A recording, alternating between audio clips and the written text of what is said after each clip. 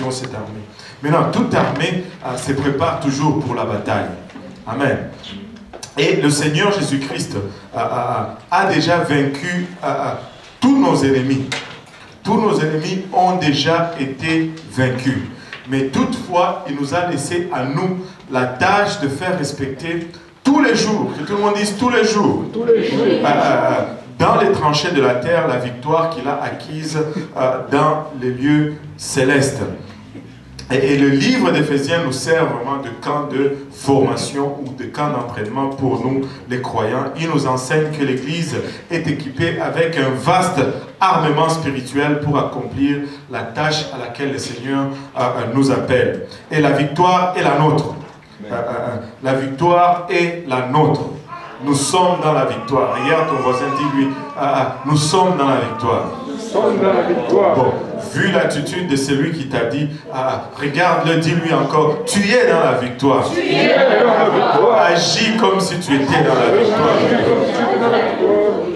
Les gens regardent, nous sommes dans la victoire. C'est quelle victoire ça? Nous sommes dans la victoire. Et, mais nous devons nous battre pour. Nous devons nous battre pour. Et Éphésiens est une formation sérieuse pour les chrétiens sérieux. C'est une formation sérieuse pour les chrétiens sérieux. Amen. Donc nous devons être sérieux et nous devons recevoir une formation sérieuse. Et quand les gens deviennent chrétiens, une des choses les plus difficiles à faire est de les réformer et de les amener à ne pas continuer à penser selon les systèmes de ce monde. Ça, c'est très difficile. Gagner quelqu'un à Christ, c'est une chose. Mais changer sa façon de penser, c'est toute une autre chose. C'est tout un autre combat. Il a fallu une nuit pour sortir Israël de l'Égypte. Mais ça a pris 40 années pour sortir l'Égypte d'Israël. C'est toute une marche. C'est toute une marche. Et nous devons continuer à marcher. Il y a toujours une bataille entre l'homme nouveau et le vieil homme.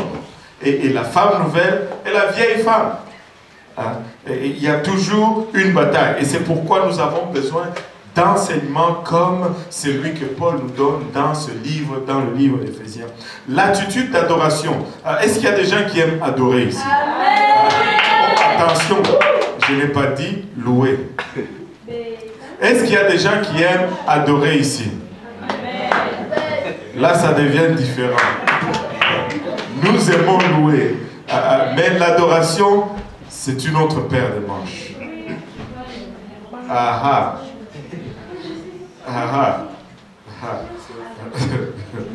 L'adoration, c'est plus que la louange. La louange est motivée par ce que Dieu fait. Mais l'adoration est motivée par ce que Dieu est.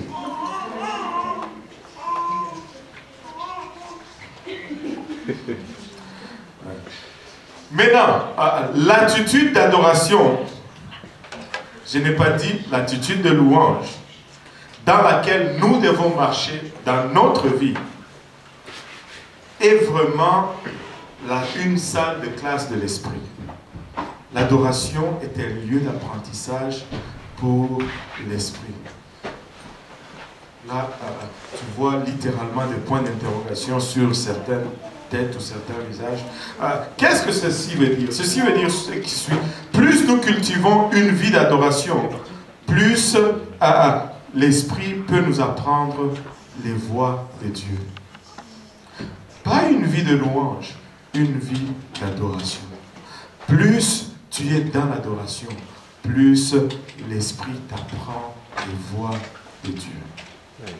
Maintenant, alors que nous grandissons dans le Seigneur, nous acquérons de plus en plus des connaissances. Et comme nous connaissons plus, nous abandonnons aussi plus du monde. Mais nous devons continuellement marcher dans l'adoration et non la louange. On va comprendre tout ça. Comme nous restons fidèles à la parole de Dieu et suivons la direction maintenant de son esprit, nous allons abandonner les idoles, les pensées qui sont très souvent pécheresses. Nous allons crucifier la chair. Et combien de fois est-ce que nous crucifions la chair? Encore, encore, encore et encore. Qui s'est rendu compte que à chaque fois que tu la crucifies, elle revient encore? Et elle ne finit jamais de mourir. Tu la tues, et elle revient encore. Demain, tu dois la crucifier encore. Et après-demain, tu dois crucifier encore la chair. C'est encore et encore et encore. Et avec chaque nouvelle révélation concernant Dieu, notre adoration devient plus riche. Et plus nous adorons, plus l'Esprit nous conduit dans les voies de Dieu. Mais plus l'Esprit nous conduit dans les voies de Dieu, plus nous découvrons qui est Dieu. Parce que tu vois, lorsque nous considérons l'adoration, vraiment dans l'épître que nous allons voir, nous pouvons vraiment comprendre pourquoi Paul a attendu jusqu'au 3e chapitre pour commencer à en parler. L'adoration est différente de la louange. Pourquoi est-ce que l'adoration est différente de la louange? Parce que quand tu adores vraiment, il est question de Dieu, il n'est plus question de toi. Je ne parle pas des émotions, mais je parle dans un état dans lequel tu entres. Et pourquoi l'adoration est différente de la louange? Parce que l'adorateur, quand il adore, vraiment, il outrepasse le simple fait de louer Dieu pour les conditions dans lesquelles il se trouve. Mais il loue Dieu de la position dans laquelle il se trouve.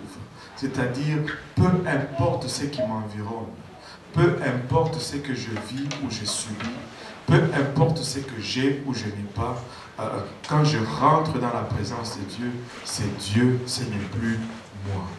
Et quand on arrive dans cette dimension où on s'oublie et qu'on élève Dieu, Dieu se révèle davantage à nous.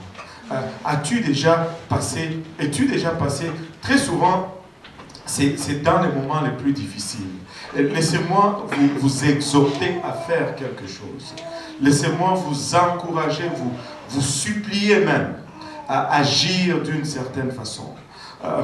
Lorsque tu te retrouves dans une situation difficile, lorsque tu es oppressé de toutes parts, c'est dans ce moment-là que tu dois expérimenter l'adoration. Lorsque tu n'as pas vraiment une raison de l'adorer, c'est dans ce moment-là que tu es plus apte à l'adorer. Parce que lorsque ça va, tu as tendance à shifter vers les louanges. Lorsque tout va bien, tu as tendance à aller vers les louanges. Tu as tendance à compter tes bénédictions. Tu sais, quand est-ce que tu es vraiment prêt à adorer? C'est lorsque tout cela t'est enlevé. Et si tu peux exercer cela, et quand ça ne va pas, et que même avec une larme, tu dis, Seigneur, tu es grand. Seigneur, tu es magnifique. Je suis en manque, mais je connais un Dieu qui est dans l'abondance. Et ce qu'il est n'est pas déterminé par ce que j'ai. Ce qu'il est n'est pas déterminé par ce que je possède, mais c'est déterminé tout simplement par là où je suis. Il est Dieu également. Que je sois ici, il est Dieu. Que je sois là, il est encore Dieu. Que je sois là, il est encore Dieu. Je vais le louer, peu importe les circonstances. Très souvent, nous passons à côté des opportunités. Tu sais, l'épreuve est juste une opportunité pour donner une adoration encore plus excellente. C'est dans les douleurs que nos adorations ont plus de valeur. C'est dans la douleur qu'on vient à la place de l'adorateur, où tu te perds et tu oublies ta condition et tu commences à regarder tout simplement ton Créateur. Quand on adore, on passe au-delà de la louange. Ça n'a rien à voir avec notre condition. Ça doit avoir avec notre position. Vous savez, nous occupons la position la meilleure. Nous sommes en Christ. Nous pouvons adorer parce que nous sommes en Christ.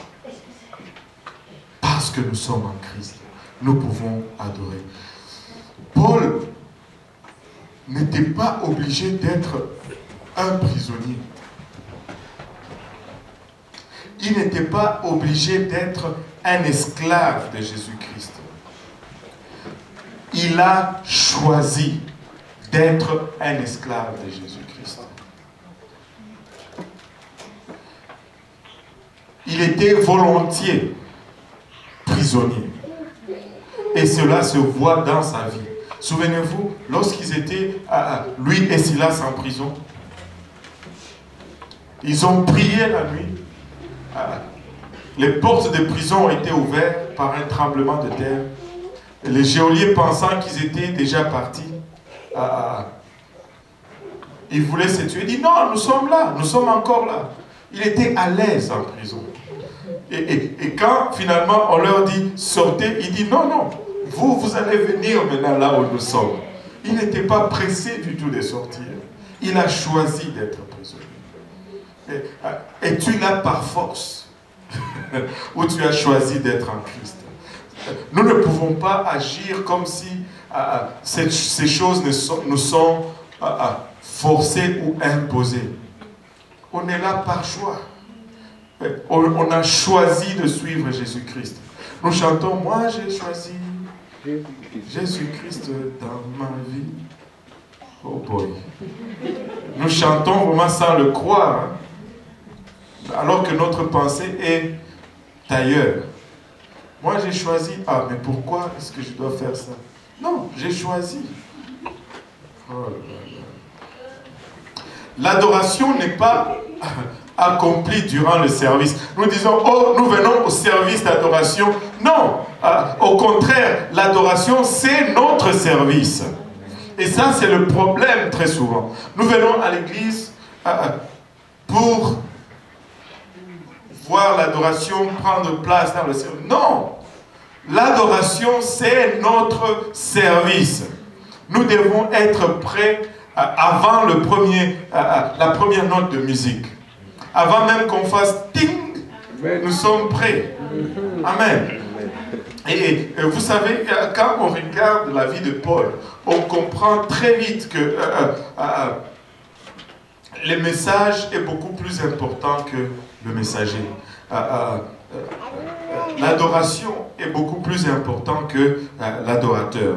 En fait, la vie du messager, c'est juste un reflet du message. Nous devons être le reflet du message. Dès le premier moment de sa rencontre avec le Seigneur, Paul il a littéralement signé pour les difficultés. Il a accepté les difficultés. Il a accepté les temps difficiles, les temps durs. Est-ce qu'il y a quelqu'un qui veut suivre le Seigneur ici? Oh boy, il y en a qui commencent à douter maintenant. Ils ne sont plus sûrs. Je ne sais plus s'ils sont en train de faire bye-bye ou ils sont en train de dire c'est moi. Combien veulent suivre le Seigneur ici?